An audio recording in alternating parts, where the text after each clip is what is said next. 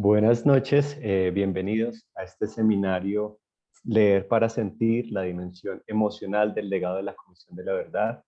Para la Escuela de Lectores de Bibliored es un placer tenerlos aquí, que hagan parte de estos espacios de formación y sobre todo poder un poco hacer difusión al legado que nos deja la Comisión, que todo ese trabajo que han hecho ellos hasta ahora, pues es un poco ahora nuestra tarea empezar a hacer lo nuestro, ¿no? Yo soy José Luis Mondragón, hago parte de la Escuela de Lectores, los voy a estar acompañando a lo largo de las distintas sesiones, conversando con nuestros distintos invitados que van a ser del mundo de la academia, como la profesora que tenemos hoy, que ya presentaré más adelante. También tendremos personas de la Comisión de la Verdad y personas del mundo del arte, porque un poco la idea con este seminario es conversar sobre posibles herramientas conceptuales, herramientas emocionales o terapéuticas y herramientas artísticas que nos puedan ayudar, digamos, en esta compleja tarea que se nos viene de hacer difusión de una cosa que no es tan bonita de hablar, digamos. Quisiera hacer unos agradecimientos antes de empezar, especialmente a las personas que desde la Comisión de la Verdad nos han ayudado con distintas actividades en Bibliored, a Mónica Valdés, que creo que por ahí ya está conectada por todo su apoyo, a Judaisy Díaz y a Dora Lancheros, que las tendremos más adelante, y a Uribia Narváez, que también fue de gran ayuda en un momento con un trabajo que hicimos con los mediadores.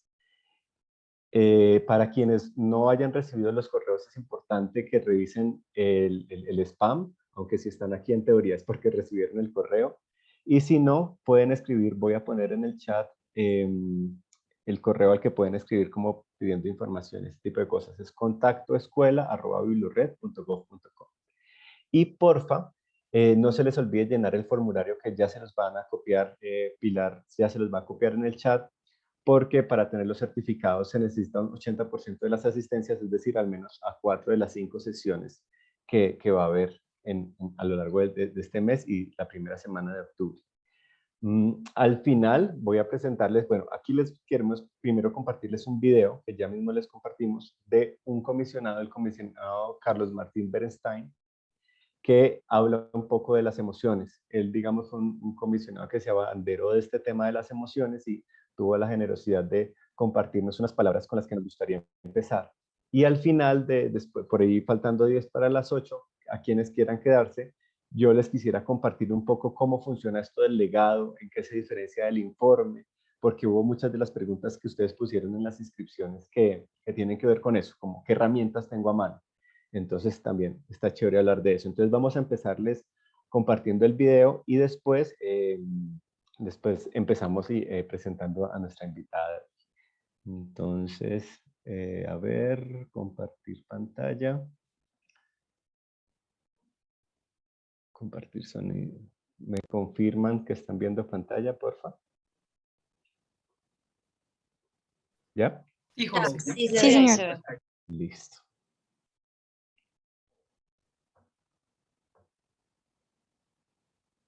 El informe de la Comisión de la Verdad da cuenta de la profunda herida de Colombia que ha supuesto la guerra en muy diferentes víctimas y colectivos sociales. No solamente es una historia de los hechos, también es una historia emocional del país y habla de mucho sufrimiento. La Comisión ha escuchado mucho dolor y sufrimiento de las víctimas, también muchas formas de resistencia, de solidaridad, de apoyo a otros. Creo que la lectura tiene que hacerse desde acercarse a la experiencia de las víctimas, de dejarse tocar por esa experiencia, que es lo que la Comisión ha tratado de hacer, también en el modo en cómo está escrito el informe. Tratamos de acompañar los testimonios y de generar una reflexión alrededor de lo vivido, de forma que no sea solamente la expresión del dolor o el horror, sino que también está hecho desde un lugar del propósito, ¿no? de un punto de vista constructivo, de qué podemos aprender de esas situaciones, ¿no? Muchas víctimas se acercaron a la comisión porque sentían una carga enorme en sus vidas y dar su testimonio fue una forma de quitarse esa carga. Otra gente quería que eso no le volviera a pasar a ninguna madre, que ninguna otra víctima pasara por la ejecución de su hijo o por el secuestro de su marido. Y creo que también hay que leerlo desde ese propósito de las víctimas, ¿no? Y de forma que nos ayude a entender algo más también de los sentimientos, del sufrimiento vivido, pero también del sentimiento de solidaridad y de las formas de dejar atrás el rencor, ¿no? El rencor que corroe, ¿no? Porque la rabia es un sentimiento normal, y leyendo muchas de las cosas que aparecen en el informe uno puede sentir mucha rabia, escuchando muchos de los testimonios, de los encuentros por la verdad, uno puede sentir rabia, uno puede sentir la sacudida de cómo es posible que sucediera delante de nuestros ojos, ¿no? O sucediera y no se tomaran las medidas para atajarlo, ¿no? Creo que tomar conciencia de eso es muy importante, y con esa rabia creo que lo importante es qué se puede hacer, ¿no? La rabia es una energía también de transformación, se puede canalizar de una forma positiva para que no nos quedemos dando vueltas al horror de lo vivido, sino también veamos, a partir del informe de la Comisión, que incluye una vía de salida de la guerra, esa dimensión emocional de lo que podemos aprender de las experiencias que ahí se cuentan, ¿no? Creo que eso es parte de lo que podemos aprender, ¿no? Incluyendo también de las víctimas que dieron su testimonio, ¿no? La desesperanza es un precio demasiado grande para la gente que tiene tantas ganas de vivir y que se acercó a la comisión a compartir sus historias, también con la intención de que ese compartir lo intolerable convoque a la acción, y ojalá también convoque a esa acción de defensa de los derechos humanos de quien lea el informe de la comisión. Un saludo, soy Carlos Beristain, uno de los comisionados de la comisión.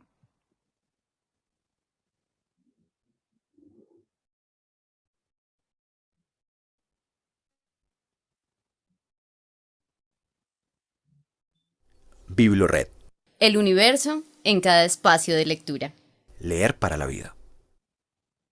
Bueno, entonces esas fueron las palabras del comisionado Beristain, que me parece que un poco tocan los, no sé, como las tres elementos o las tres focos de personas en las que nos tenemos que pensar las emociones, ¿no?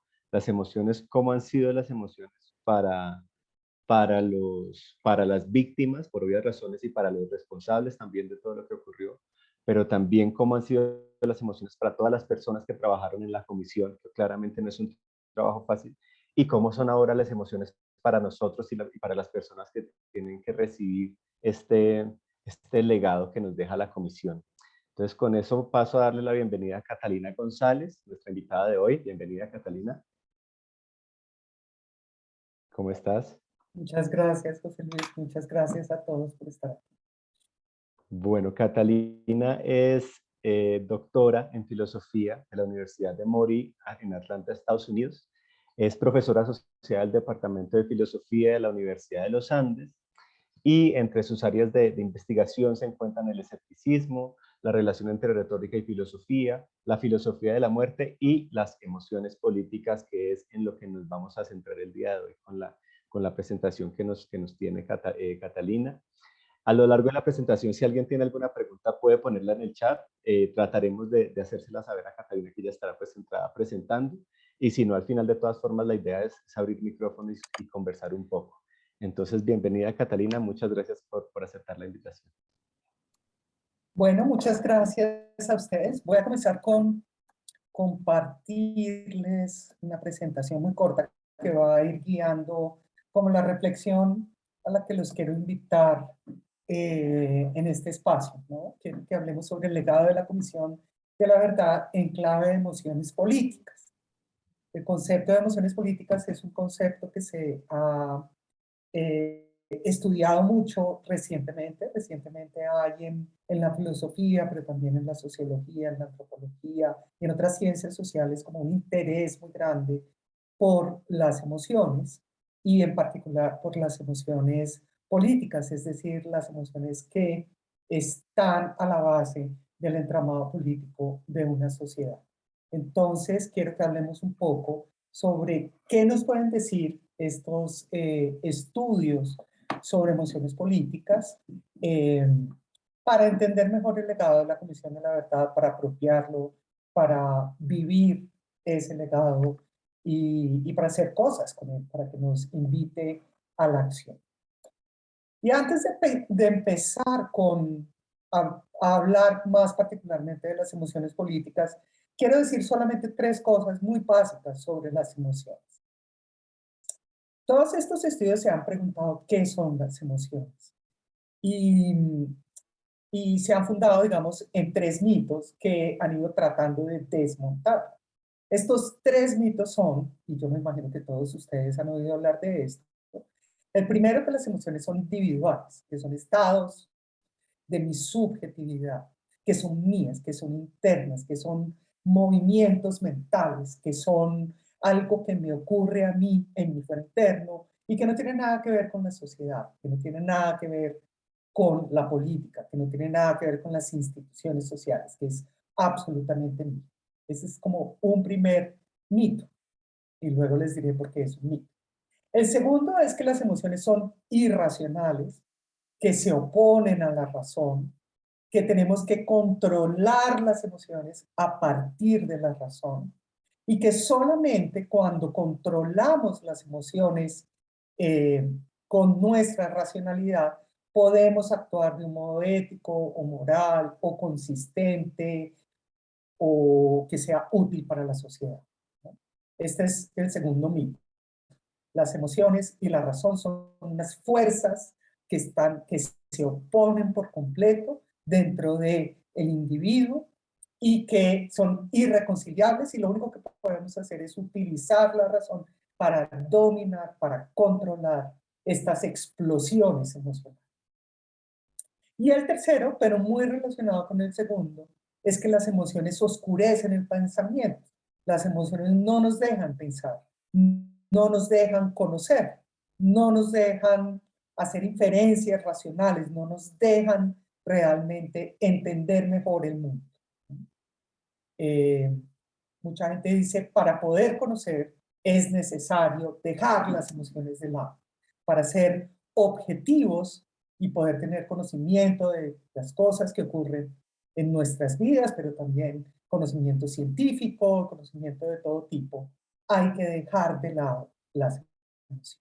¿Por qué digo que son mitos? Porque estos estudios sobre emociones nos han mostrado cada vez con mayor claridad que en realidad las emociones no son unos estados subjetivos que estén por dentro de mí, sino que se construyen socialmente. ¿Y esto qué quiere decir? Pues básicamente quiere decir que desde que yo estoy pequeña, desde que soy una niña en la sociedad me enseña a sentir de un modo determinado. La sociedad hace que yo cultive un cierto tipo de emociones y deje de cultivar otro tipo de emociones. La sociedad hace que yo me entrene, por así decirlo, en sentir de un cierto tipo. Y les doy un ejemplo muy clásico, que es el ejemplo del género, ¿no? La sociedad occidental ha hecho que, o ha construido la individualidad de las personas para que las mujeres sean mucho más emocionales, para que expresen más sus emociones, para que tengan emociones asociadas a la maternidad, como el amor, la ternura, el deseo de cuidar, mientras que esa misma sociedad ha educado a sus miembros para que los hombres, quienes se identifican con el género masculino, sean mucho más racionales, no puedan expresar sus emociones y cuando las expreses eso se ha visto como un rasgo de debilidad de carácter, ¿verdad? Entonces fíjense cómo solamente en ese ejemplo se ve cómo las emociones realmente no son solo algo que yo sienta dentro de mí, sino que son algo que he aprendido a sentir porque la sociedad me ha enseñado que debo o no debo tenerlas, expresarlas, etc. Entonces, el primer mito se desvanece cuando entendemos que las emociones se construyen socialmente. El segundo se desvanece cuando entendemos que las emociones en realidad no son irracionales, sino que implican valoraciones racionales importantes. ¿Qué significa esto? Significa que cada vez que alguien tiene una emoción, uno le puede preguntar por qué está sintiendo así, y generalmente la gente te puede decir una justificación, te puede dar una justificación racional de su emoción. Si yo en este momento empiezo a gritarlos, ustedes me pueden decir, pero Catalina, ¿qué te pasa? Y yo les digo, no, tengo mucha rabia porque las palabras que acaba de decirme el comisionado me produjeron rabia. O si yo me pongo a llorar, ustedes me pueden decir qué pasó y yo les digo, estoy muy triste porque las palabras del comisionado me, me hicieron dar tristeza. Y si me siguen preguntando, yo termino dándoles unas razones para justificar mis estados emocionales. Entonces, detrás de toda emoción hay siempre una valoración racional. Hay siempre un decir, esto es algo que es importante para mí, que considero que es bueno, que considero que es malo, que considero que no debería pasar, que no debería pasarme a mí, que no debería pasarle a los demás, o que considero que debería pasarme a mí, a los demás, a la sociedad como un todo.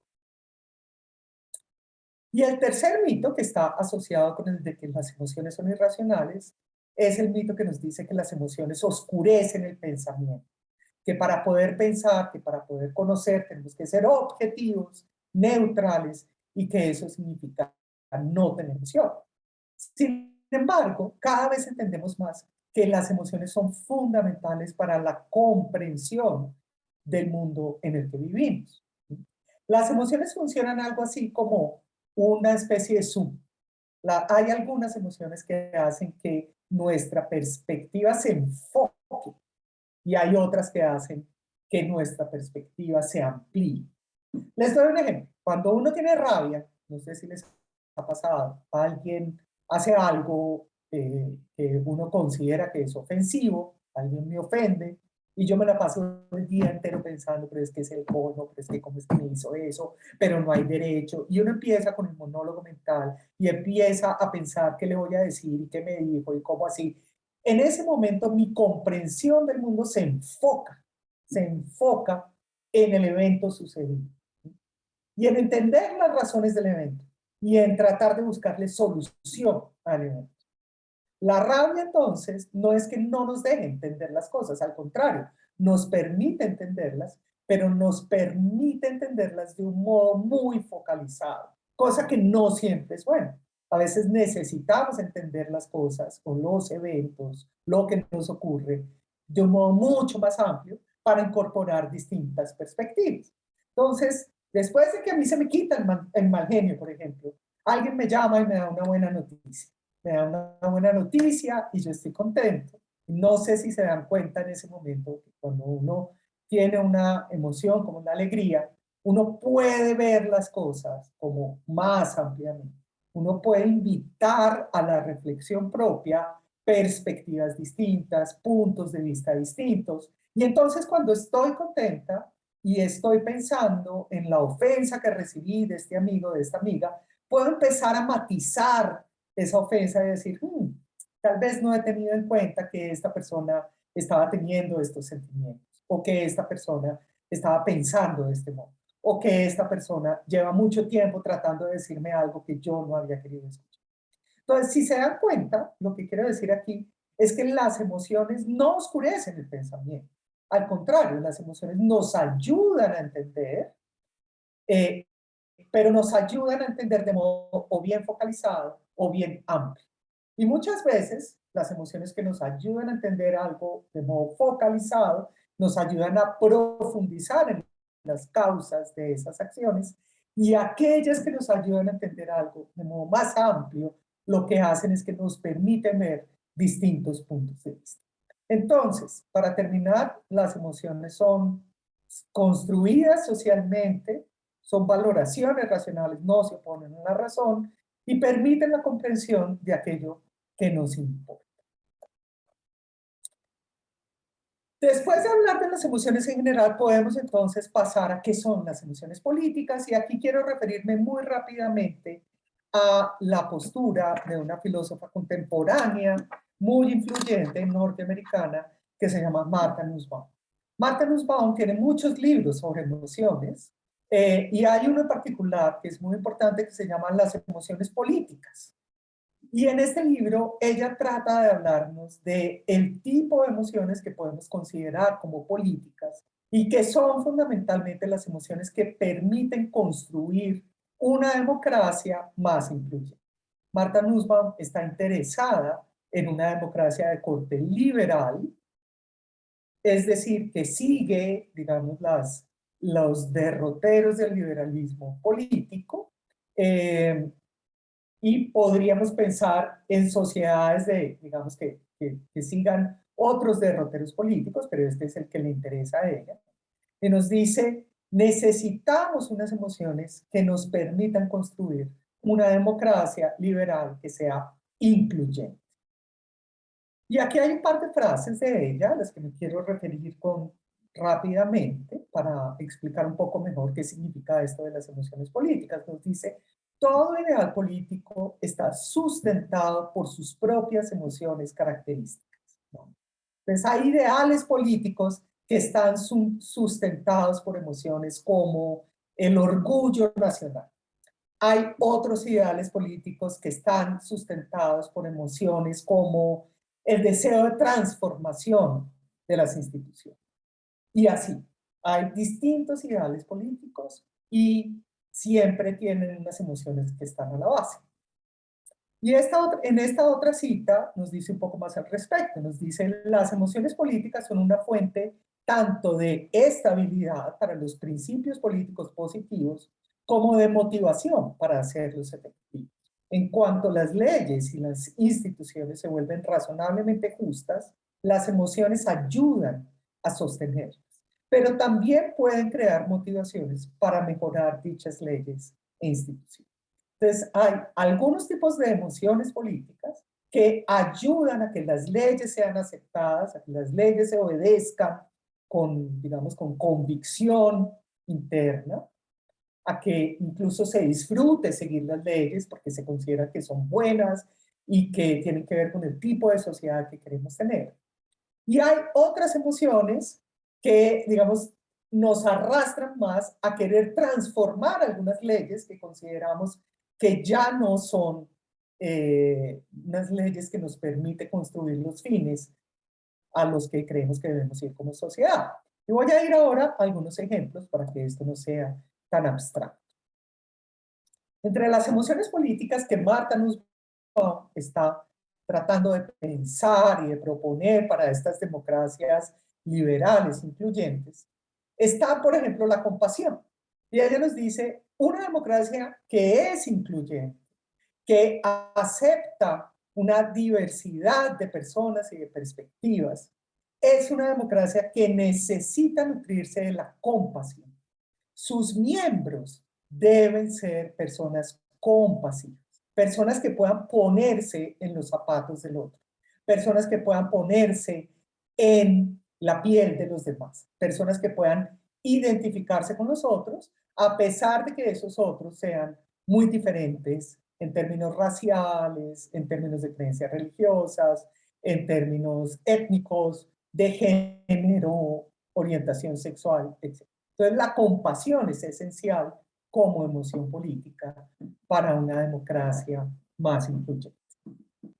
Y la compasión tiene unos enemigos, unas emociones que son como sus enemigos, sus opositores más fuertes, entre los cuales Martha Nussbaum habla de la envidia competitiva, la codicia y el miedo. Tenemos que entender que Martha Nussbaum es una filósofa norteamericana, por supuesto que ella está hablando para la sociedad norteamericana y sobre la sociedad norteamericana, pero hay muchas cosas que se aplican a nosotros, otras que definitivamente no, y tendríamos que inventar nuestra propia teoría de cuáles son las emociones políticas que nos convienen como colombianos. Pero cuando ella nos habla de la envidia competitiva, evidentemente ella está diciendo un capitalismo a ultranza, ¿no? Que promueve que las personas se enriquezcan y se enriquezcan y se enriquezcan sin que les importe la desigualdad social, sin que les importe la justicia social, la distribución de los bienes. Es una sociedad donde la envidia competitiva, la codicia, está rompiendo los lazos de compasión, ¿no? Si yo solamente estoy interesado en mi propio progreso económico, seguramente voy a ser mucho menos compasivo. Y si yo soy una persona a la que le enseñaron desde pequeña a ser más compasiva, seguramente la envidia competitiva y la codicia no van a ser unas fuerzas emocionales importantes. Hay otra emoción que ella considera que es muy contraria a la compasión y es el miedo. Y yo creo que esto lo podemos entender muy claramente en Colombia, ¿no? Cuando nos dicen que debemos tener miedo permanentemente por otros, por los otros que piensan distinto de nosotros, que son distintos de nosotros, pues la compasión para con esas personas se acaba, ¿no? En el caso de una sociedad que ha estado en guerra, que ha tenido distintos actores armados, distintos bandos del conflicto, el miedo hace que seamos incapaces de simpatizar, de sentir por compasión por las personas que han estado en uno de estos bandos del conflicto, ¿no? Entonces, el miedo, sin lugar a dudas, también corta las posibilidades de la compasión. Otras emociones que ella considera que son importantes son el amor, entendido ampliamente, obviamente no como el amor romántico o como la atracción sexual, sino como la capacidad de sentir realmente afecto por los conciudadanos, por la capacidad de tener lazos, yo diría más bien como de amistad, de afecto, de aprecio por las personas con las que uno comparte su sociedad. Y lo contrario de esa emoción política sería el odio, por supuesto, el rencor, el asco y la vergüenza. Y bueno, ella tiene toda una serie de argumentos, sobre todo sobre el asco y la vergüenza, que son supremamente interesantes, no voy a entrar en ellos. Pero fíjense que ella se ocupa mucho del asco y yo creo que lo hace porque el asco es una emoción que está a la base del racismo y también del clasismo, ¿no? Las personas racistas generalmente tienen unos sentimientos de asco muy arraigados por las personas de otras razas, de otros grupos étnicos, ¿no? Entonces, ella considera que una manera de combatir el racismo es combatir el asco. Y bueno, esto es todo un planteamiento muy interesante en el que no voy a entrar. Y la otra emoción política que es muy importante es la simpatía. Hoy en día la llamamos la empatía, pero es más o menos lo mismo, que es nuestra capacidad para estar en contacto con las emociones de los otros y sentir las emociones de los otros. Esta emoción o esta capacidad para sentir con los otros es muy importante para evitar el sectarismo, tanto religioso como político. El sectarismo hace que nos enconchemos, que hagamos unas comunidades muy cerradas con personas que piensan como nosotros, tanto religiosamente como políticamente, y que esta capacidad para abrirnos a modos de sentir distintos se vea reducida. Entonces ella considera que hay que promover la simpatía o la empatía para evitar el sectarismo religioso y político. Bien, estas son las emociones políticas de las que nos habla Marta Nussbaum. Pero ella también nos dice cómo aprendemos a tener estas emociones. Ya habíamos dicho que las emociones se aprenden, ¿no? La sociedad promueve un cierto tipo de emociones, la sociedad nos enseña desde pequeños a sentir de un cierto modo. Entonces, ¿cómo ocurre esto? Bueno, a través de la educación. Cuando en el colegio le dicen a los chicos, muchacho, no llore, que eso es de niñas, le están enseñando a no tener tristeza o a reprimir su tristeza o a no expresar la tristeza. Entonces la educación nos enseña a tener ciertas emociones y no otras, pero las instituciones y las leyes también. Cuando la ley me dice que yo tengo que pagar impuestos, por decir algo, nos toca a todos, lo que está tratando de enseñarme esa ley es que yo debo ser solidario y generoso con mi dinero, y que mi dinero no solamente debe servirme a mí, sino que debe servir a toda la comunidad en general, ¿no? Entonces, el pago de los impuestos es una manera de obligarme a, en algún momento, desarrollar la emoción asociada con la generosidad y con la preocupación por el bien público y no solo con el bien privado. También a partir de prácticas y rituales sociales, ¿no? todos estos rituales que llevamos a cabo en nuestra vida, cuando nos graduamos, por ejemplo, del colegio, de la universidad, los celebramos. Y allí el tipo de emociones que estamos promoviendo son las emociones de orgullo por aquello que consideramos meritorio. Entonces, fíjense que en estas prácticas sociales, en estos rituales, también nos están enseñando a sentir de un cierto modo. También la literatura, el cine, la pintura y todas las artes en general nos enseñan a sentir de un cierto modo, y para Martha Nussbaum esto es fundamental, ¿no? En la literatura, en el cine, en las artes en general, nos identificamos con unas personas, con unos personajes que están sintiendo cosas y aprendemos a sentir con ellos, aprendemos a empatizar con ellos y aprendemos también cierto tipo de valores morales que están asociados a unas ciertas emociones.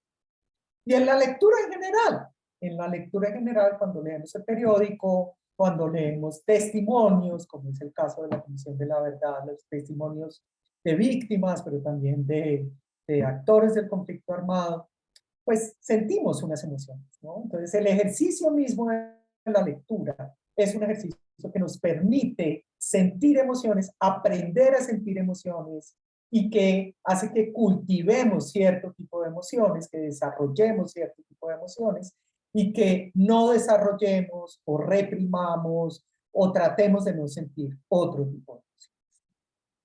Y finalmente, aprendemos las emociones políticas a través de la empatía, esta capacidad para sentir lo que el otro siente. En las relaciones interpersonales, cuando yo me encuentro con mis amigos y me dicen, me fue re mal hoy, necesito un abrazo, y uno abraza al amigo y siente la tristeza del amigo, empieza a partir de la empatía a desarrollar esa emoción política tan fundamental que es la compasión por los otros. Y así, cuando mi amigo dice, hoy me pasó esto y es el colmo, me trataron injustamente en mi trabajo, mi jefe realmente está acosándome laboralmente, sentimos indignación a partir de esta capacidad para sentir con el otro, que se llama la empatía. Y eso nos lleva a querer cambiar situaciones sociales de injusticia.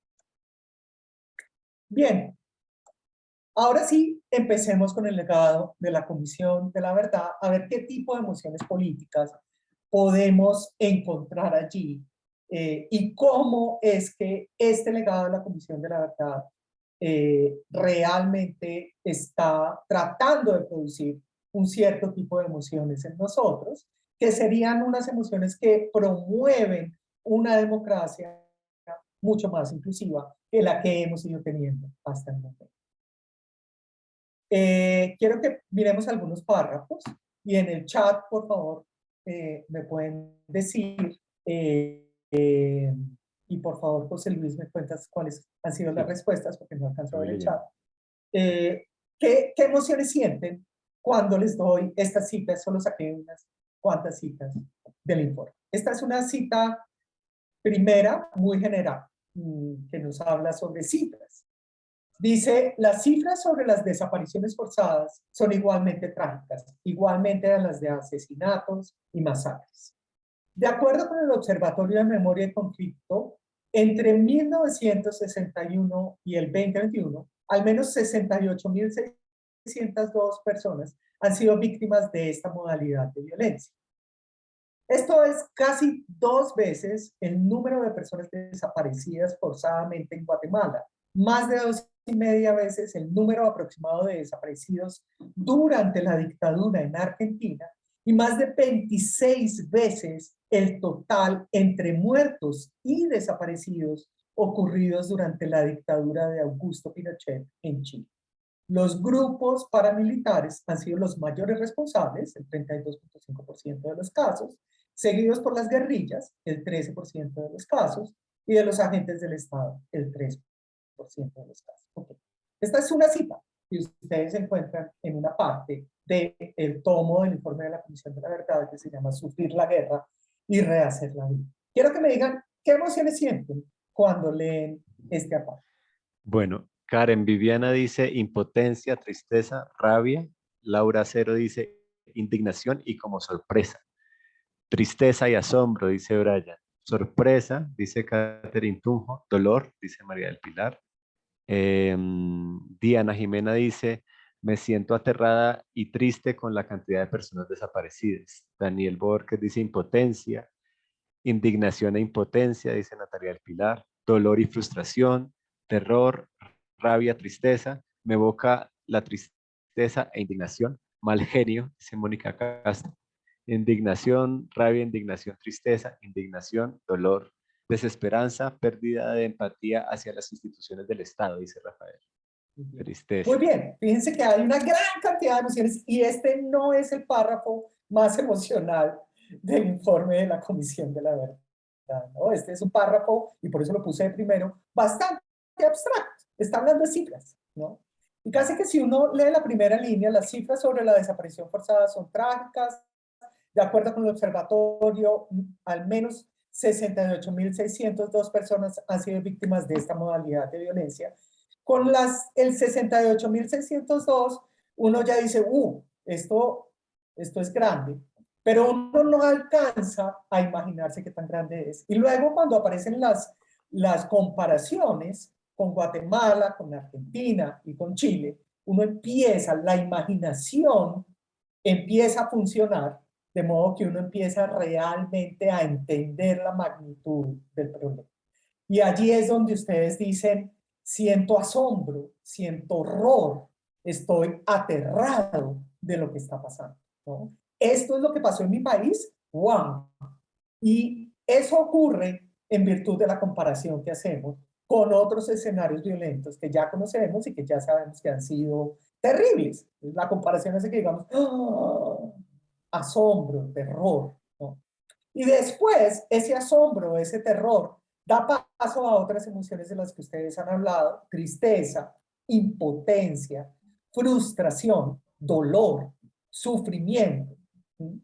Como, ¿por qué ocurrió esto en Colombia? ¿Cómo permitimos que esto pasara? ¿Y por qué yo no hice nada? ¿Y por qué no puedo hacer nada? O no pude hacer nada, ¿no? Que es el sentimiento de impotencia. Y después rabia. Esto no tendría que haber ocurrido. Y fíjense cómo aquí la racionalidad entra claramente a manifestarse. Yo no solamente me siento triste y adolorido, no, yo digo, wow, esto no debería ocurrir. Y ahí hay un juicio valorativo, racional, importante. Esto no debería ocurrir en esta sociedad. Es el colmo que esto pasa. Esto tiene que dejar de ocurrir, ¿no? La indignación tiene ese componente cognitivo muy claro en el que yo entiendo que esta situación es injusta y que no debería ocurrir. Con eso que dices, Catalina, una persona acaba de escribir que siente coraje y creo que esa palabra es mucho eso, como esa conclusión, porque es como una rabia, pero coraje también tiene el significado como de valentía, ¿no? De querer hacer. Vamos a cambiar esto, ¿no? De la necesidad de moverse para cambiar la situación, sí, sin lugar a dudas. Bien, vamos a mirar otro testimonio del informe. No es un testimonio, perdón, es un juicio general de la comisión. Dice, muchos testimonios hablaron de cómo los grupos paramilitares sembraron el terror para disputarles el control territorial a los grupos guerrilleros. Como una parte de esta estrategia, les prohibieron a las familias recoger los cuerpos de sus seres queridos y evitaron que las comunidades asistieran a los velorios. Cuando se cometieron asesinatos selectivos de líderes y de personas significativas con un propósito aleccionador, exhibieron los cuerpos sin vida con las marcas de las torturas y vedaron sus entierros. Y cuando las muertes ocurrieron en el marco de masacres con posteriores órdenes de desalojo para los sobrevivientes, las personas tuvieron que huir y dejar abandonados a sus muertos. ¿Qué sienten? De nuevo en el chat. Bueno, mientras escriben, yo siento horror, a diferencia del anterior, que era una cosa más como de asombro, de uff, qué grande. Aquí sí siento como cierta repulsión. Aquí María del Pilar dice espanto. Espanto. Dolor, dice Catherine. dolor, enojo, dice Natalia del Pilar, horror, dice Daniel, dolor, indignación, esperemos a ver, susto, susto. miedo. Ese es, ese es uno nuevo, porque la otra no, a uno no lo asusta personalmente, pero esta sí creo Está así. que tiene ¿Por ese qué? ingrediente. ¿Por qué ocurre eso? Ocurre eso porque Ajá. acá no estamos hablando de unas cifras generales, no estamos comparando, digamos, con unas situaciones sociales más amplias. Aquí estamos viendo lo que pasaba, ¿no? Lo Sí, que de está acuerdo. haciendo aquel informe de la Comisión de la Verdad es decirnos, esto es lo que pasaba. Imagínense la película. Describir la película, usted está siendo puesto frente a una comunidad en la que los paramilitares han dejado a las víctimas destrozadas con la tortura, ¿no? Con la sangre, etcétera, allí. Y le han prohibido a las personas que los entierren, ¿no? Laura Acero dice, como que es comprensible, pero es doloroso.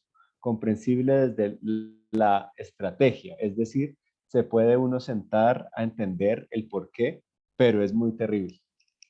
Es comprensible, es explicable, pero no justificable moralmente, ¿no? Hay que hacer una diferencia entre esas dos cosas. Sí, obviamente era una estrategia útil, era una estrategia que les permitía sembrar el terror y hacer que las personas se quedaran encerradas y que fueran dóciles y que no hicieran absolutamente nada en contra de sus acciones violentas, que no denunciaran, etc. Que en últimas, eso que dices es decir, para nosotros acá decir comprensible no parece escandaloso, pero cuando uno lo piensa, por ejemplo, en los militares o los paramilitares, o los guerrilleros también, que dentro de su idea tenían, esto es justificar, es decir, esto tiene una lógica. La lógica de yo torturar a alguien y mostrarlo es para asustar a la gente y que no apoya a la guerrilla. Es decir, es racional lo que yo estoy haciendo por terrible que sea y eso les permitía hacerlo en último. Es racional en términos de una racionalidad que simplemente dice, esta es una causa, este es un efecto. Si yo quiero lograr este efecto, debo hacer esto. Pero no es racional en términos de una racionalidad que te dice, esto es malo, ¿no? Esto va en contra de las personas, esto causa sufrimiento, esto causa dolor, esto causa miedo y un miedo extremo, un miedo en el que le quitas a las personas su capacidad de acción, su agencia social, política, individual, etc., ¿no? Entonces, sí, es explicable, no es justificable desde un punto de vista moral. Y lo que sentimos aquí es terror, es miedo, es el miedo de las víctimas. Aquí lo que logramos hacer es empatizar un poco con las víctimas. Todavía no del todo, pero en la medida en que el relato nos pone ahí como testigos de lo que ocurría en estos pueblos, entonces empezamos a sentir un poco más de lo que las víctimas podían sentir, mucho más que en el párrafo pasado. Empezamos a poder empatizar y a sentir compasión, a sentir el miedo, a sentir el dolor y a sentir el horror de lo que está ocurriendo y por supuesto también la indignación. Después tenemos la mayoría de lo que ocurre en el informe es pues testimonios de las víctimas. Y esto es tal vez la pregunta más importante para nosotros. ¿Cómo leer los testimonios de las víctimas? Son tan terribles, son tan duros, nos afectan tanto. ¿Cómo hacer para leer? Y la respuesta aquí es sintiéndolos y tomando nota del tipo de sentimientos que tenemos cuando los leemos, ¿no? Entonces, vamos a volver a hacer el ejercicio con este testimonio. Dice, un campesino de 66 años en el departamento del Cauca describió el calvario que ha vivido después de que los paramilitares asesinaran a uno de sus hijos en el 2009 y posteriormente desaparecieran a sus otros 3 hijos en el 2017. Y este es el testimonio. Como se dice, 3 juntos. ¿Usted se imagina cómo puedo estar yo? Que lo hubieran matado, que hubieran dicho, bueno, vaya, recoja los que están en tal parte. Está bien, uno los recoge y ya. Pero como que se los hubiera tragado en la tierra. Nadie vio nada, Nadie dijo nada, nada más.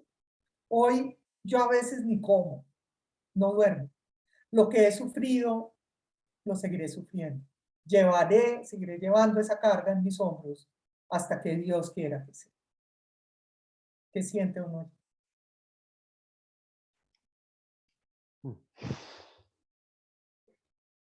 A ver. Impotencia, dice Álvaro.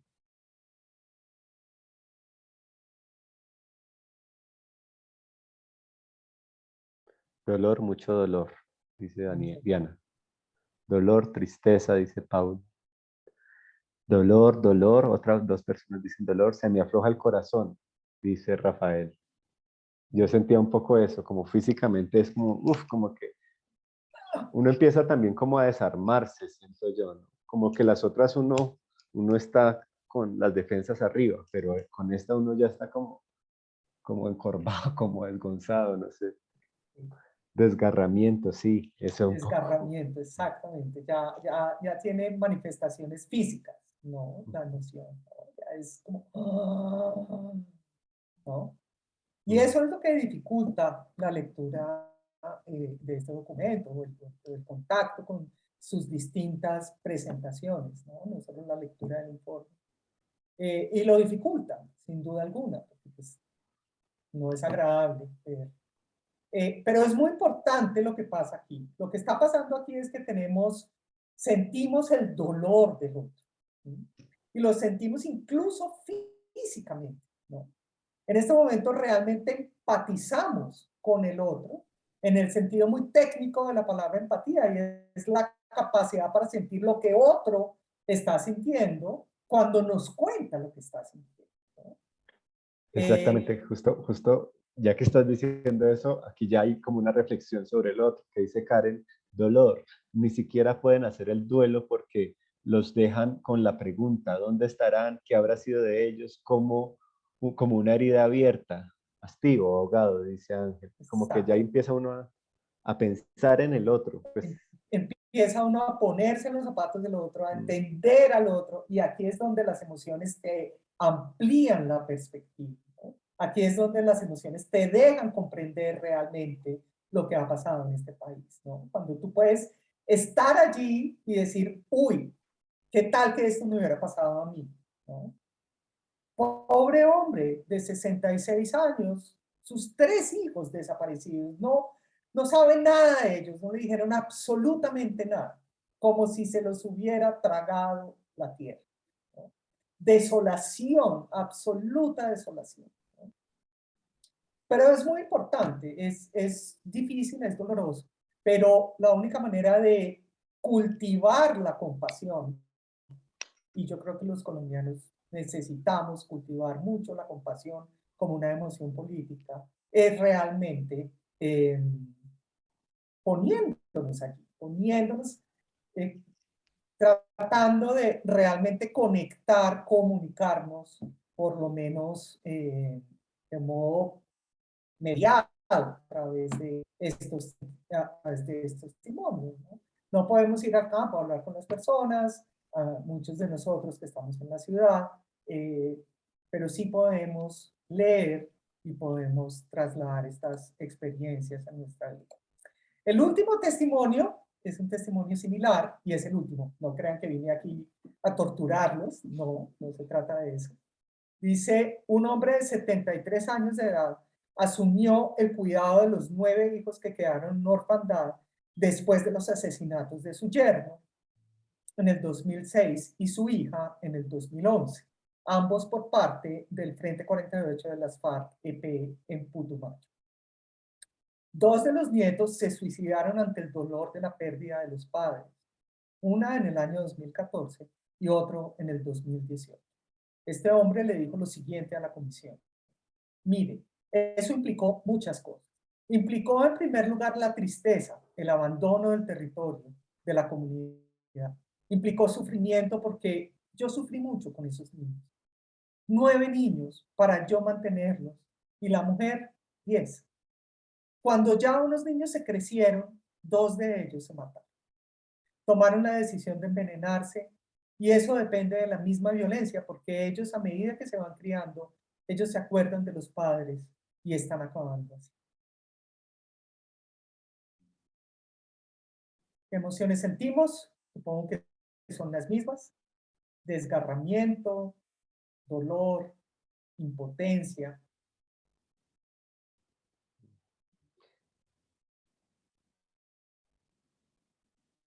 Porque además hay que uno, mientras la gente escribe, tiene elementos que lo identifican a uno, ¿no? La crianza, la familia, ¿sí? La dificultad de mantener mucha gente, todo eso como que lo empieza. Uno el dolor, dice Sara Martínez, uno en la garganta, dice Eliana Guevara, ya lloré, dice Mónica Castro, desazón, Oscar Marín. Vamos a ver si alguien más escribe algo. Vulnerabilidad, dice Gabriela Bello. Bien. Muy bien, Uno, sí, sin duda esto lo pone a uno en contacto no solo con el dolor del otro, sino con la propia vulnerabilidad, ¿no? Esto podría haberme pasado a mí, yo habría podido estar en esa situación. ¿Qué habría hecho yo? Yo tal vez no habría podido con 9 niños, ¿no? Y 2 que se suicidan, ¿no? Es como, ¿no? La fragilidad de la vida humana se pone allí, es patente. Increíble la fortaleza para contar algo tan duro, dice Karen Viviana. También admiración, ¿no? También sentimos admiración. Sentimos, Mm. wow, 73 años y este hombre asume todo eso. Y lo terrible que es para él como cuidador principal, muy fuerte, dice Sara Martínez. Muy fuerte. Sí. Pues no, no sé si decir que hay algo bello, bonito, pero sí, esa admiración es otro sentimiento, ¿no? Como que creo que una de las preguntas que hacían muchos de los participantes al inscribirse es, ¿cómo hago para que esto no me joda la vida? ¿Sí? Como primero para poder hacer algo y segundo para que eso no me destruya. Y creo que aquí hay dos sentimientos. Como al principio estaba como esa rabia de quiero cambiar las cosas y aquí también está una admiración de cómo hizo esta gente, ¿no? Dice, qué situación tan injusta, dice Joanita Mar. Jacqueline Garavito dice, uno también siente incredulidad. No, uno trata de protegerse intentando pensar que no puede ser cierto. Sí, muy bien. Digamos que hay un efecto aquí posible, que es un efecto no deseado en la lectura de estos testimonios, y es que llegue un momento en el que el dolor es tan grande, en el que los testimonios son realmente tan desgarradores, que uno diga, no, no, no, no puede ser verdad. ¿No? Y allí hay una posibilidad de un efecto que no es deseable. El efecto que no es deseable es el de la incredulidad para protegerse, que lleva al cinismo, como una actitud social de desconfianza, de negación de lo que está ocurriendo, que es muy mala socialmente, que tiene unas consecuencias terribles, porque la consecuencia es la parálisis social. Entonces, no hacemos nada para cambiar las circunstancias, entre otras cosas porque no estamos tan seguros de que realmente nos contaron lo que era, ¿no? Y sabemos que hay muchas personas que se acercan al informe de la Comisión de la Verdad con una actitud muy cínica, ¿no? Fíjense que esas personas que se acercan con esa actitud en el fondo se están protegiendo, porque aceptar que esto ocurrió implica un remesón, ¿no? Implica todas estas emociones que hemos estado, que ustedes han estado nombrando. Entonces, la actitud cínica, la actitud de esa gente de esa Comisión de la Verdad, esa gente tiene una agenda política Los clara y están guerrilleros. diciendo mentiras. Realmente en el fondo de esa actitud cínica hay un deseo de protegerse, una infinita vulnerabilidad también y una incapacidad enorme de reconocer. Y esto tiene que ver con lo que la sociedad nos ha dicho que debemos hacer con las emociones. La sociedad nos ha dicho, no sientan, no sintamos. Las emociones hay que controlarlas, ¿no?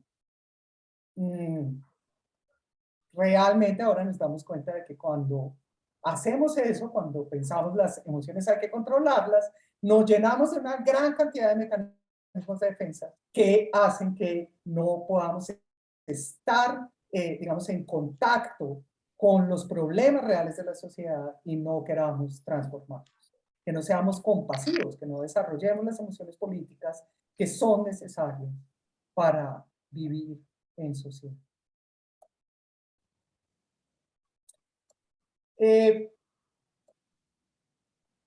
Y aquí quiero referirme un poco con esta última cita del informe a la intención que tiene el informe o que tenían los comisionados, que me parece que es una intención emocional, como nos decía el video del comisionado Bernstein, que es una intención emocional muy clara. Digamos que hay un objetivo del informe y ese objetivo es producir en nosotros, bueno, no solamente decirnos cuál es la verdad, sino producir en nosotros cierto tipo de emociones. Dice, este tomo se centra en reconocer la magnitud y el significado del rastro perdurable del conflicto armado en las personas, las familias, las comunidades, las organizaciones y la sociedad en su conjunto. Al mismo tiempo resalta el valor, la capacidad de las personas para sobreponerse al dolor y a la tragedia, para reconstruir proyectos, vínculos y motivos, para ensayar caminos alternos hacia la convivencia y la paz. No se queda en el lamento ni desconoce los horrores. No ignora el dolor, pero descubre y resalta el valor. Y aún más importante, ojalá que las voces, los testimonios y las historias aquí expuestas nos inviten a reaccionar y trabajar para hacer posible una Colombia donde se le otorgue valor y dignidad a la vida en todas sus expresiones. Esto me parece que es muy bello, este párrafo, por varias razones. Lo primero es, no podemos tener acceso a la verdad sin tener acceso o sin que esa verdad nos produzca emociones. Y la Comisión de la Verdad en Colombia entendió eso muy bien. Entendió que el acceso a la verdad no se hace solo a través de la razón, digamos, objetivamente y desde un punto de vista neutral en el que yo no tengo emoción. Sino que la Comisión de la Verdad dice, para poder acceder a esta verdad, tienes que sentir ciertas cosas. Y queremos que sientan ciertas cosas. Porque necesitamos construir un tipo de emociones políticas que nos permitan superar el conflicto. Y esas emociones son el dolor, la tristeza, la rabia por la tragedia, el horror incluso, el miedo incluso, pero también la admiración por las personas que fueron capaces de sobreponerse a este dolor y a la tragedia. Y también el deseo de cambiar. Hay dos personas que han escrito, dicen, es como si ya me hubiera pasado muchas veces de tantas que he leído y sentido y no se sabe qué hacer, qué sentir, perdón. No se agota en su peso insoportable cada vez y necesita una comprensión. Otra persona dice, la desobediencia como mecanismo de resistencia frente a la guerra, valentía y resistencia. Muy bien, fíjense que hablan de distintas experiencias. A veces la lectura del documento, del legado, nos deja como, ¿y ahora qué hago? ¿No? ¿Qué hago con todo esto? Y eso es bueno. Eso es bueno porque allí uno se ve obligado a reflexionar, a explorar, a entender qué cosas está sintiendo, qué cosas no está sintiendo. ¿Sí? Eso es importante, ya la sola reflexión emocional es fundamental. Y el segundo testimonio, o la segunda párrafo que pusieron en el chat es resistencia, indignación, desobediencia. Y ahí ustedes están hablando de unas emociones que llevan a la acción, ¿no? Entonces están las dos reacciones posibles y las dos reacciones y muchas otras son deseables y son importantes. La una es la reflexión, profundizar en lo que siento, profundizar en qué hago con esta información, dónde la pongo, qué rol debe jugar en mi vida de ahora en adelante. Y la otra, que es mucho más inmediata, pero igualmente valiosa, es, pues nada, pues ahora lo que yo voy a hacer es resistir, ¿no? Hay Sí. distintos caminos emocionales. Y lo importante aquí es que la Comisión de la Verdad tiene muy claro que esos caminos emocionales son fundamentales cuando se trata de que haya una verdad construida socialmente, cuando se trata de que haya una verdad que reconozcamos como tal todos los colombianos. Esto nos pasó. Pero reconocer esa verdad no es solamente leer documentos con cifras, es también entender lo que los demás sintieron y sentirlo, y tratar de sentirlo y construir unas emociones que nos saquen del conflicto. Mientras cambias, Bien, te voy a leer otras personas que listo. escribieron. Este texto nos recuerda la relevancia e importancia de que todos podamos entender esos relatos tan diversos y dolorosos que nos impulsan a querer cambiar, a que no se repita más, motiva. Otra persona dice, sacudirnos, nos hemos hecho los de la vista gordas, los de la vista gorda, para la transformación de nuestro país, la indiferencia no puede seguir en nosotros. Y una última Indiferencia, persona, apatía. ajá, y una última persona dice, uno quisiera hacer algo para cambiar esta historia de violencia. Muy bien, sí. Las emociones son las fuerzas que nos obligan a actuar. Si hay algo que realmente nos sirva como motivo, como motor de la acción, son las emociones. Entonces, por eso, eh, por eso este informe está tan enfocado en hacernos sentir de algún modo, en hacernos sentir que debemos cambiar lo que nos llevó a la guerra. Bien, y para terminar, solamente quiero dejarlos con una reflexión de Mauricio García Villegas en un libro que se llama El país de las emociones tristes.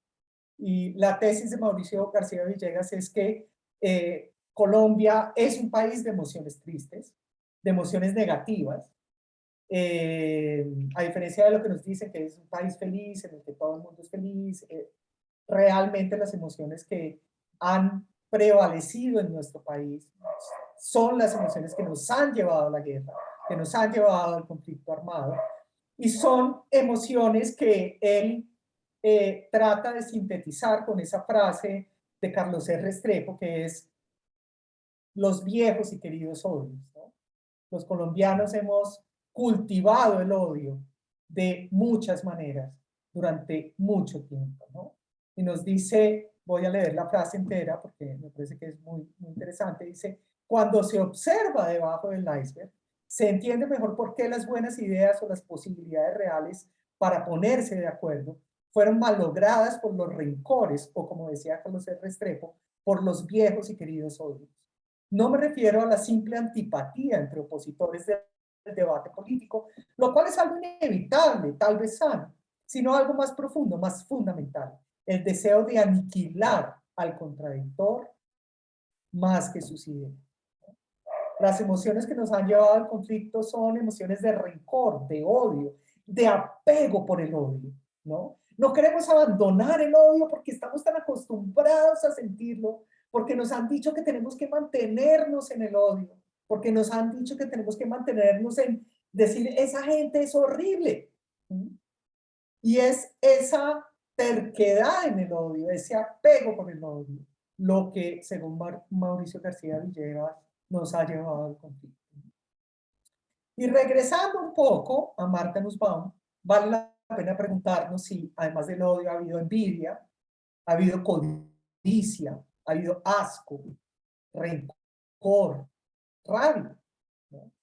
¿Cuáles son las emociones que han estado circulando en Colombia durante décadas y décadas y que nos han llevado a el conflicto? ¿Y cuáles son las que no han estado circulando y que deberían empezar a circular? ¿Cuáles son las emociones políticas que deberíamos cultivar como sociedad a través de todos esos mecanismos que Martha Nussbaum nos había mencionado? La educación, la literatura, el arte, las leyes, las instituciones, las prácticas sociales, los rituales. ¿Cuáles son las emociones que tenemos que cultivar como sociedad para superar el conflicto? Y tal vez esas emociones que nos han faltado y que debemos empezar a cultivar son la compasión, la empatía, el amor, el respeto, la indignación, ¿sí? Para cambiar las situaciones de injusticia y abandonar el odio. Eso es como lo más importante.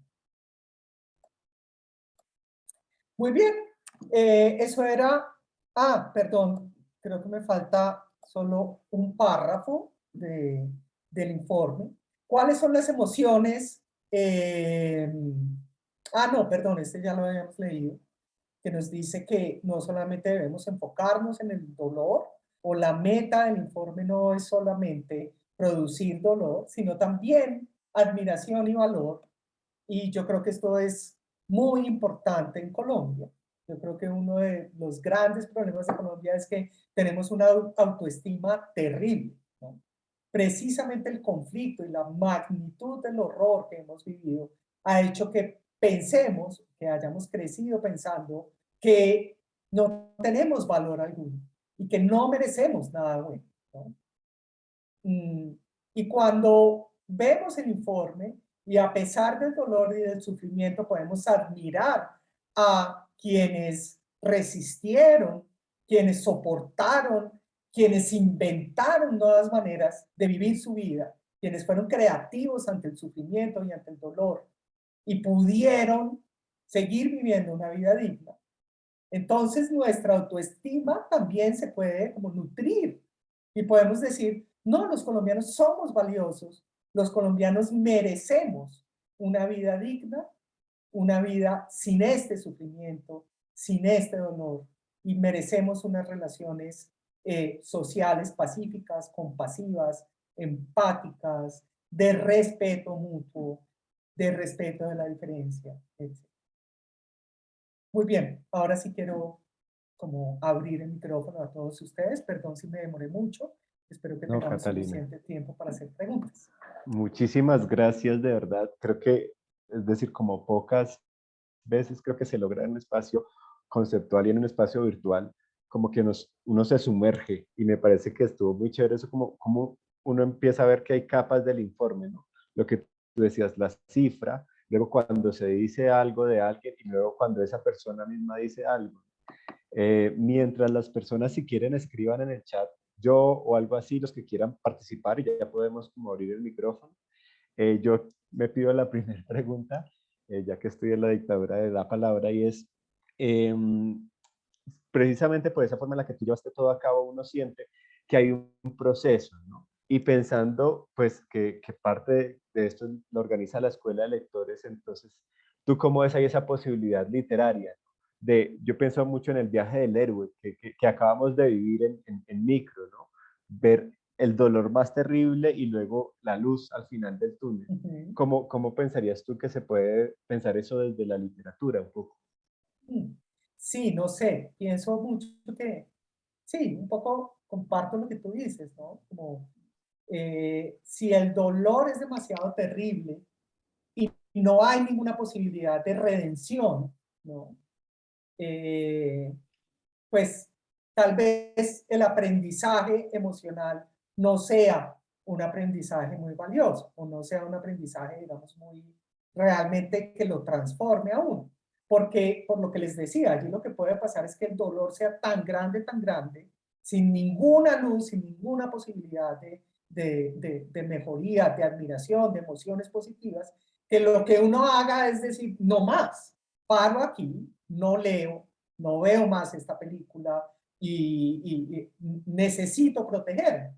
Y uno empieza a protegerse tanto que puede llegar a construir realmente toda una estructura cínica en la que está paralizado y desconfía de absolutamente todo el mundo, de las instituciones, etcétera, y no es capaz de transformar nada.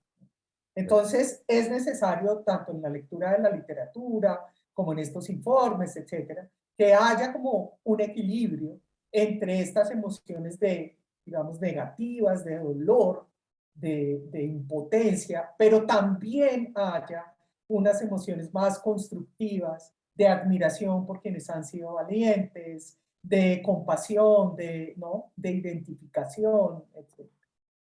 Han Bueno, puesto algunos Ujú. Sí, si quieres te los leo. Mientras tanto, nuevamente, si quieren hablar, escriban simplemente en el chat y les vamos dando la palabra. Dice, no sabemos que acá, Alexander recomienda el libro El país de las emociones tristes, que ojalá lo tengan en Bibliored para que anotemos, para decirle a Magda Pili. Catherine Tunjo dice, en el país nunca ha habido un tratamiento adecuado para la salud mental y las emociones con respecto al conflicto. Las personas no saben cómo gestionarlas, por eso en muchos casos recurren a la incredulidad. Sin lugar a dudas, eso también es muy importante.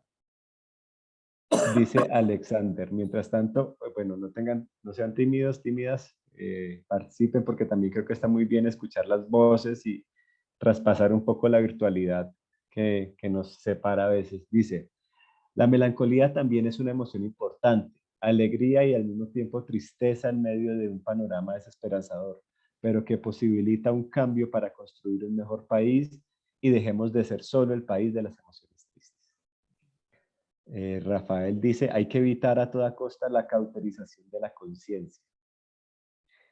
Y Karen dice, yo pienso que deberíamos sensibilizarnos y aprender a gestionar las diferencias ideológicas de otra forma, no aceptar la violación de los derechos humanos. Bueno, primero, Pili, volvamos a poner la asistencia, que espera que me salga un poquito. Recuerden que la idea es que tengan al menos el 80%, o sea, 4 sesiones, entonces ya les volvemos a compartir. Y quiero aprovechar esto de los derechos humanos, esta última intervención, para hacer una pregunta con la que yo venía y es, ¿cómo trabajar, un poco ya los abordado, pero cómo trabajar la empatía cuando hay tan poca identificación, ¿no? Que creo que es una de las cosas que hablamos una vez. Yo tomé un seminario con Catalina hace ya como 3, 4 años, y es si es posible ponerse en el lugar del otro cuando sé muy poco de él, cuando hay tan poco conocimiento y tan poca identificación con el otro. Sí, precisamente para eso nos sirve la literatura, el periodismo, etc., ¿no? La manera de identificarme con el otro es escuchándolo, y si no se puede escuchar cara a cara, leyendo su testimonio, escuchándolo en los medios de comunicación, etc. Yo creo que esa es la única forma, ¿no? La capacidad para ser empático, la empatía, la capacidad para sentir con los otros, es una capacidad que está en nuestra naturaleza. Pero se requiere algo más, se requiere lo que tú dices, se requiere que yo me pueda identificar con el otro. Y para poder identificarme con el otro tengo que oírlo en primer lugar, ¿no? Tengo que estar dispuesto a leer el informe, tengo que estar dispuesto a escuchar al otro, cuál es su perspectiva, antes de atacarlo, antes de responder, antes de defenderme. Entonces yo creo que la apertura al otro y la búsqueda de información, la búsqueda de testimonios, es fundamental para poder desarrollar empatía. De otro modo no se desarrolla. Vale. Laura Cero dijo yo. Entonces, Laura, ¿cuál Laura. es tu pregunta de intervención? Hola, bueno, gracias a ustedes por esta invitación y a Catalina por las reflexiones que nos planteas. Em, Siento que justamente em, nos reta a muchos a tener esa disposición de ser movidos. Y también creo que una pregunta que me surge es cómo tenemos un montón de disposición emocional para ir a lugares emocionales con estos productos culturales, para muchas otras cosas, para ver películas, para leer, para entrar a... Yo eso no lo entiendo como los que entran a las casas del terror y que los asusten.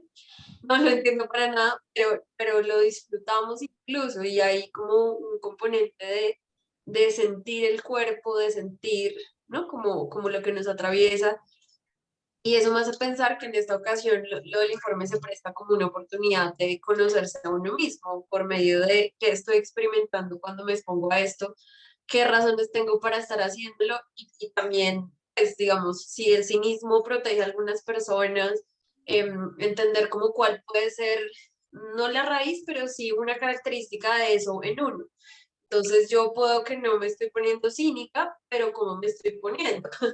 ¿No? Me estoy poniendo como que no quiero que me toque, de pronto lo dejo para otro día, de pronto lo va a posponer, y en eso, ¿cuánto es para protegerme y para, pues, como tratar justamente de que no me destruya y de que me dé algo que lo pueda sentir, pero pues que me deje en pie para seguir haciendo cosas?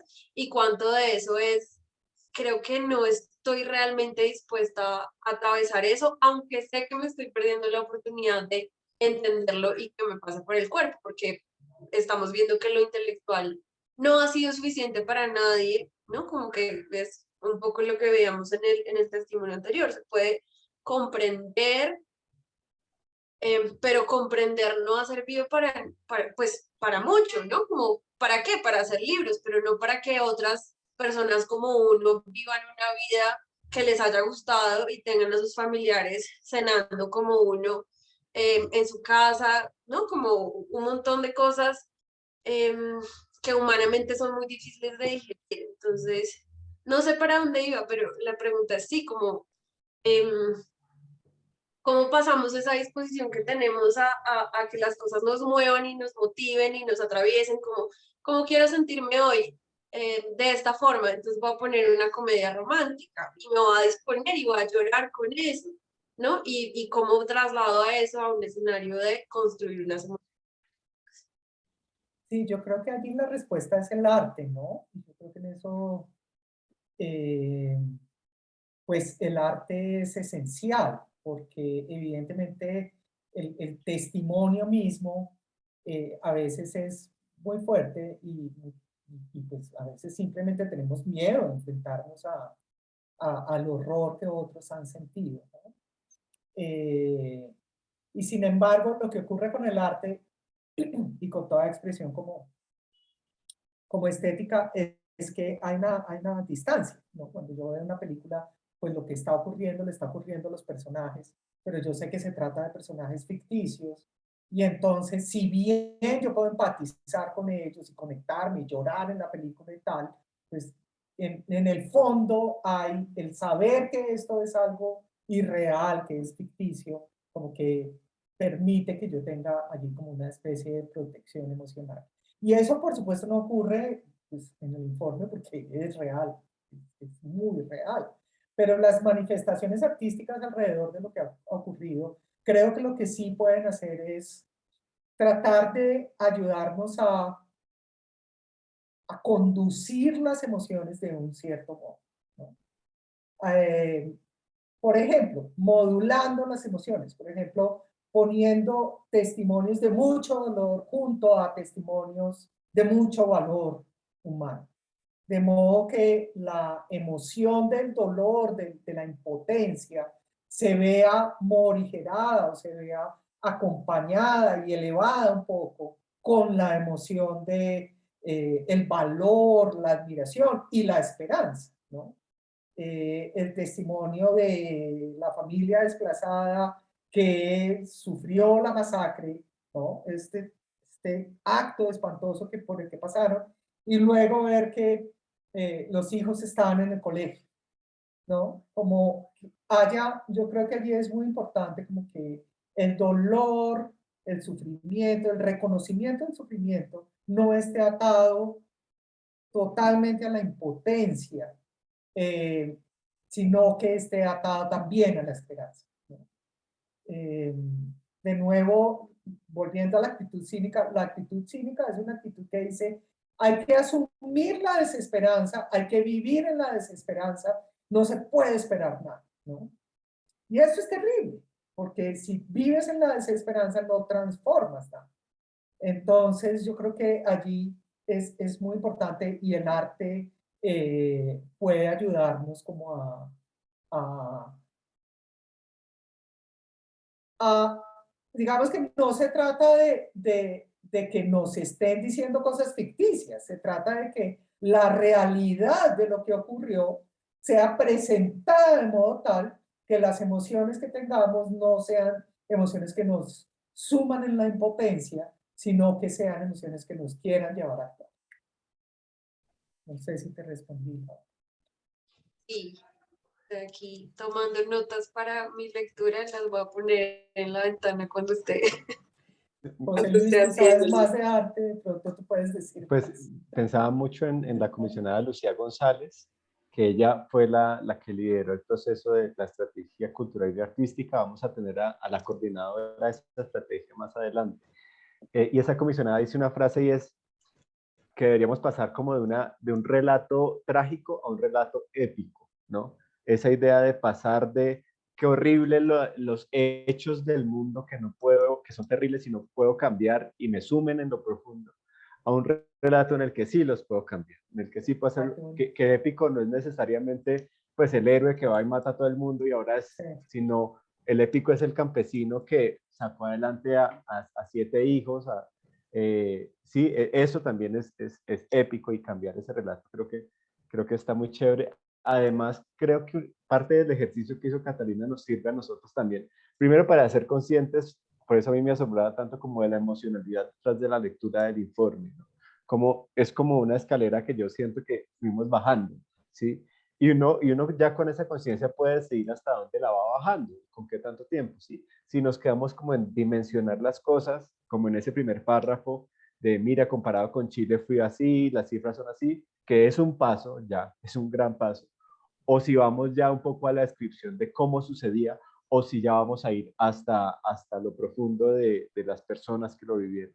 Creo que hay caminos, ¿no? El arte es uno, la literatura es uno, que como dice Catalina, creo que no es, como que no se demerita el hecho de que sea cierta protección. Este seminario, ya voy a leer digo esto y leo 2 participaciones más. Si alguien quiere participar nuevamente, solo tiene que escribir en el chat. Este seminario surge porque a mí la lideresa de la Escuela de Lectores me dijo, bueno, haga algo sobre la comisión. Y yo empecé a leer el volumen testimonial y yo en un momento tuve que parar y dije, no, yo no voy a hacer nada al respecto de esto, yo no quiero leer esto, ¿no? Y uno ahí darse cuenta que puede ir pasito a pasito, ¿no? Pues porque si nosotros que estamos interesados en el tema, que creemos en la comisión, nos cuesta, ¿cómo es la gente que no? ¿Sí? Creo que ahí es como también mirar los ritmos y qué estrategias nos sirven para llegar con cada quien hasta donde se pueda llegar. Dice Dora Lancheros, que va a ser nuestra próxima invitada, que fue la coordinadora de la estrategia psicosocial de la comisión, puede ser clave entrar a escuchar, ver y ver los encuentros de reconocimiento de responsabilidad como una manera de acercarnos a la humanidad de los responsables y a las lecciones que nos dan las víctimas sobre empatía. No sé si Dora quieras prender el micrófono y contarnos un poco de estos encuentros. Buenas noches, muchas gracias Catalina. Estaba aquí, muy conmovida porque le decía a Mónica que varios de los testimonios del volumen que escogiste del informe final los estuvimos revisando, leyendo. Pues este es un fragmento de una entrevista súper larga, muchas de más de 2 horas, 3 horas, donde uno finalmente le pone rostro al señor de 73 años, se hace todo en su cabeza como el rompecabezas de cómo era su vida, dónde vivía, los antecedentes, sus otros familiares. Y al final de la entrevista siempre se preguntaba qué ha hecho usted para pasar, para sobrellevar con todo esto que ha vivido tan fuerte. Y bueno, eso meritaría un informe solamente de la capacidad de la gente para afrontar, y como tú dices, Catalina, como toda esta esperanza que emerge, que uno no sabría como de dónde, ¿no? Que es otra de las cosas que aborda el informe, en medio de tanto dolor, la fuerza de las víctimas, en medio de tanto dolor, las organizaciones, incluso algunas iniciativas gubernamentales, ¿cierto? Como que logran despejar un poco el camino para no quedarse anclado a esas emociones tristes. Cuando las escuchaba y escuchaba las intervenciones, el informe final, como dice Lucía, precisamente es un proceso. Y es un proceso que además de estos 10 volúmenes, que a veces muy de leer y como por goteo. Creo que es mejor ir involucrando también otras apartes que hacen parte de ese proceso, cuyo resultado, además de los 10 volúmenes, son 58 reconocimientos a las dignidades y de responsabilidad que están allí en la página. En la página también está, pues Yudeisi nos lo contará con la estrategia de arte y cultura, sobre todo lo que hicieron también para sostener tantos procesos y aportar también a la visibilización, que eso lo menciono y lo ponía en el chat, es porque logra refrescar, logra decir aquí es posible salir y es posible con la voluntad de muchos y eso está allí registrado. Y creo que fue posible hacer esto porque quienes participaban fueron esa motivación para nosotros al estar dentro de la comisión, porque también, bueno, lo voy a conversar en 8 días, pero también era un momento de nuestra salud mental, como donde botamos el ancla también para un poco no desorganizarnos internamente. Entonces también la invitación a entrar a la web de la comisión, a la Transmedia también, que tienes esas otras formas de transmitir lo que sucedió y de esclarecer lo que sucedió, también con una mirada donde uno queda al final del día como con ese rayito de esperanza. Gracias. Gracias, qué bueno, Lore. Gracias, Dora. No sé si alguien más por aquí nos dice, Karen, nos pone en el lugar de generadores o propagadores de la violencia, porque igual fueron personas afectadas en otros territorios, supongo. Habría que mirarse a sí mismos y mirar cómo, como sociedad, qué hacemos para cambiar. A ver, yo quería aprovechar de pronto esta intervención de Dora para mostrarles un poco cómo es la página de la comisión, que es una de las cosas que les había dicho y creo que es un buen momento para hacerlo y luego de pronto empezar a hacer el cierre. Ahí están viendo mi pantalla. A ver, ¿ven mi pantalla? Sí. Listo. Un segundo. Entonces, la página de la comisión, el legado es como, entiendo yo, llaman a lo que sigue después, obviamente, del trabajo. Y no es solo el informe. El informe final, ustedes lo encuentran en esta primera pestaña, recién entra, es lo primero que ven.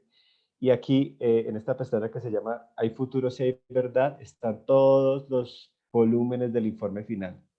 Desde los hallazgos y las recomendaciones, hasta capítulos que hablan sobre el cuerpo, que aquí tengo ya, de la población LGTBI, de lo territorial, del exilio, de los niños y niñas. Hay capítulos, digamos, temáticos muy importantes, entre esos está este que es el capítulo testimonial, el volumen testimonial del informe, que ahí pues se encuentra literalmente como ya lo que ha vivido la gente como tal. Y cada capítulo de estos, no sé si todos, pero sí la mayoría, tiene una serie de materiales de multimedia, de videos, de podcast, de trabajos artísticos, etc. Entonces, por cada capítulo ustedes pueden entrar luego a los demás, digamos, las demás columnas de la página. Entonces, Colombia Adentro habla sobre la violencia en los territorios, hasta la guerra tiene límites. Aquí hay material sobre las violaciones a los derechos humanos, aquí sobre la población de las mujeres y las personas LGTBI, impactos y afrontaciones, los pueblos étnicos, etcétera, etcétera. Entonces aquí pueden echarle un vistazo a todos los materiales de la comisión. Qué pena, a veces la página falla porque todavía entiendo que la están trabajando. Niños, niñas y adolescentes, el exilio. Y entre esas, no sé, Dora, ¿dónde podríamos encontrar los encuentros de los que tú nos hablaste? ¿Tú sabes? Abajo, si bajas, está la página de la comisión, o si no, entran por YouTube, el canal de YouTube de la comisión. Creo En que YouTube directamente. sí, puede ser más fácil. En ese Listo, canal están todos los reconocimientos, está lo de la estrategia artística y cultural, que también está aquí en la Transmedia, están los espacios de escucha que se tuvieron también con diferentes actores que participaron en la guerra, armados y no armados. Sí, es también una forma como de cortar con esta visión de polarización social, de que la comisión solo escucha a unos y no escucha a otros. Entonces, quien entra ahí ya no puede decir eso. Vale, sí, y con eso que dice Dora, aquí encuentran las activaciones artísticas y culturales, que hay un montón de material del que de pronto Yudeisi, que es otra de nuestras invitadas, nos hablará en la tercera sesión. Y también hay material pedagógico, que ya son un poco más como estrategias que nos pueden servir, propuestas de actividades, ese tipo de cosas. Entonces, muy a grandes rasgos, esta es toda la página que nos deja la comisión con un montón de material que podemos usar, pues porque yo sé que aquí hay gente de las bibliotecas, gente que trabaja en colegios, entonces todo esto es material que nos puede ser de utilidad para esta tarea, que es abordar esto con todas las estrategias posibles, que es en últimas pues una de las conclusiones que yo diría, y es, no hay una forma y no es tan fácil enfrentarnos como tal vez quisiéramos de frente con esto, sino que hay muchos caminos que la comisión un poco empezó a construir y que nos pueden servir a nosotros. No sé, Catalina, si quieras, o bueno, si alguien más tiene algo que decir, adelante, puede escribirlo o puede pedir la palabra.